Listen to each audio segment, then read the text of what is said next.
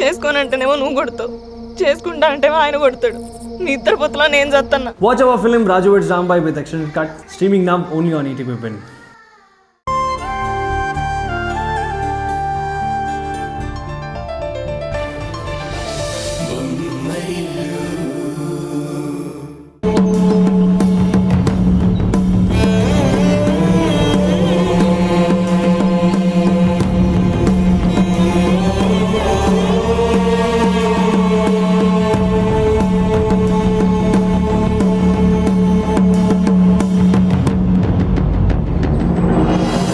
ఏంటి అర్జెంటుగా కలవమన్నావు? ఏదైనా ముఖ్యమైన విషయం మాట్లాడాలా?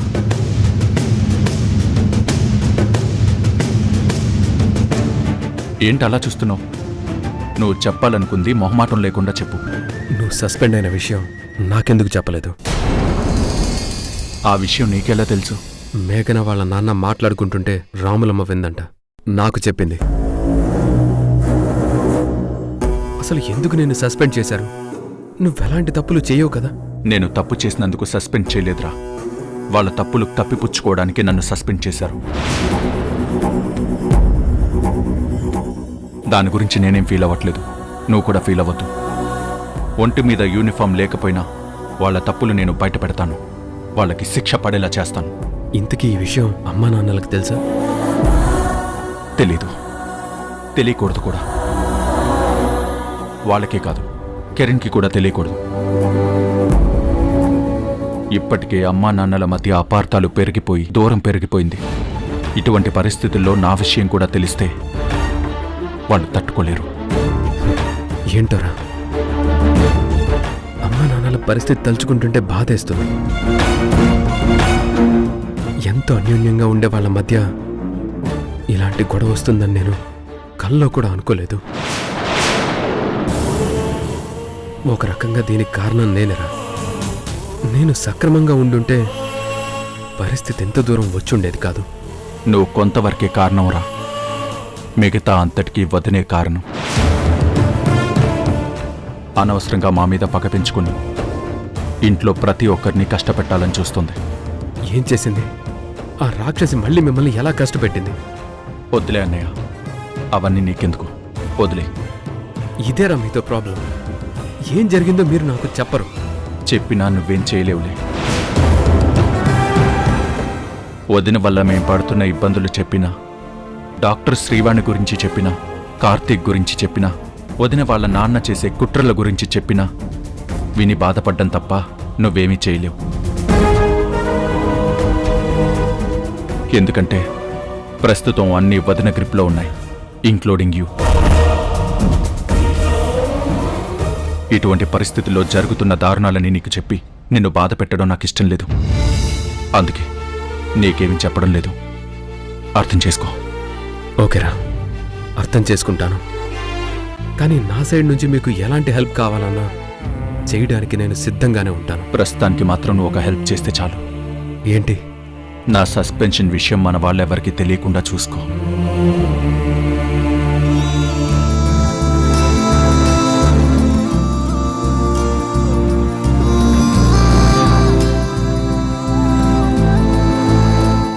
వస్తాన్రా.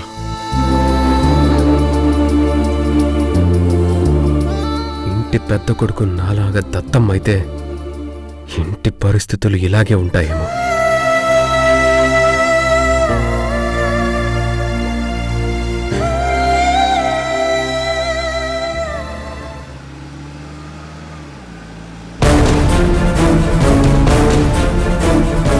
మినిస్టర్ గారి మీద ఈ కుట్ర చేసినందుకు గాను నిన్ను స్పాట్లోనే సస్పెండ్ చేస్తున్నాను. సస్పెండ్ అయిన ఏసీపీ గారు ఎలా ఉన్నారు?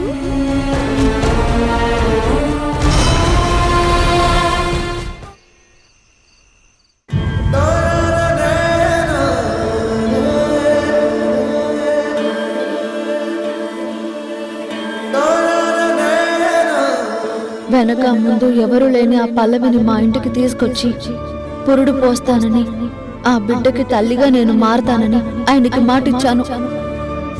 ఇచ్చిన ఆ మాటని తప్పలేను. మాట తప్పి ఆయన మనసుని బాధ పెట్టలేను.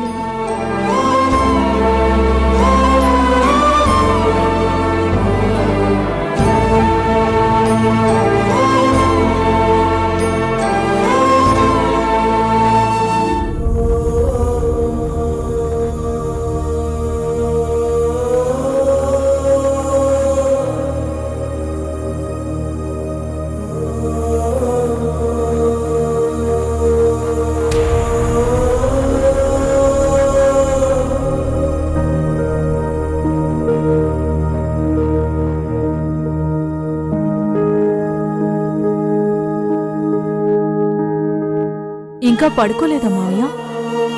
టాబ్లెట్స్ అయిపోయాయమ్మా. తరుణ్ని తీసుకురమ్మని చెప్పాను. టాబ్లెట్ వేసుకున్న టైం అయింది కదా, వాడు తెస్తే వేసుకుని పడుకుందాం అనుకున్నాను. అయ్యో అవునా? ఇప్పుడే ఆయనకి కాల్ చేసి. పర్లేదమ్మా, వచ్చేస్తాడులే. ఫోన్ చేసి వాడిని కంగారు పెట్టడం. సరే మావయ్య.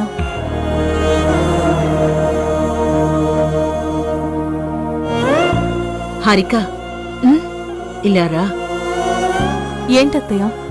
ఆయన వేసుకునే టాబ్లెట్స్ అయిపోయాయని తెలిసి నేను పొద్దున్నే తెప్పించాను. నేనిస్తే వేసుకోరు కదా, అందుకే నువ్వు తీసుకెళ్ళి మావయ్య గారికి ఇవ్వమ్మా.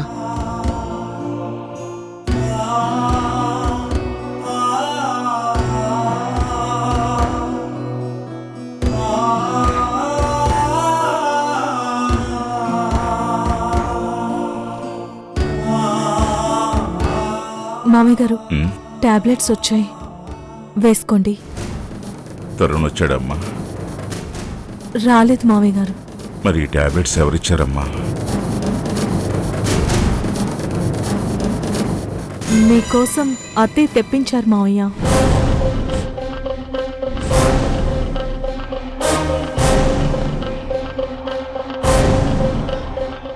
తీసుకోండి మావయ్య.